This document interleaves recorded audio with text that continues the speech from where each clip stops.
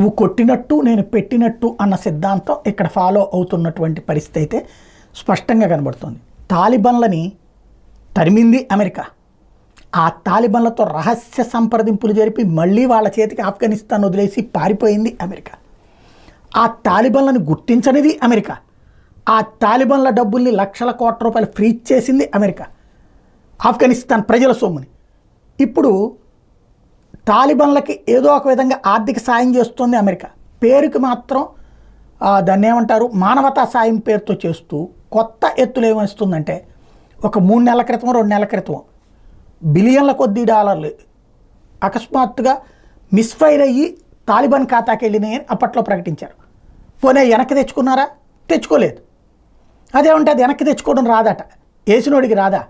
కాబట్టి అక్కడ నాటకం జరుగుతుంది. ఇప్పుడు మళ్ళీ అట్లాంటి కథే నడుస్తుండటం అన్నది సంచలనం సృష్టిస్తోంది. లేటెస్ట్గా $10 బిలియన్ తాలిబాన్ ఖాతాలోకి వేశారట. పొరపాటున వేశారు అన్నటువంటి కోణాన్ని ప్రొజెక్ట్ చేసుకొస్తున్నారు. దీన్ని బట్టి చూస్తే సంథింగ్ ఏదో జరుగుతోంది అన్నటువంటి చర్చ అయితే నడుస్తోంది.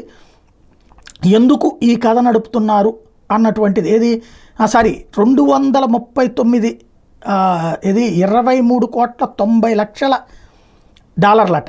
23,90,00,000 డాలర్లు టోటల్గా తాలిబాన్లకి ట్రాన్స్ఫర్ అయినాయి. ఇది ఎందుకు అన్నటువంటిది మాత్రం సమాధానం లేదు.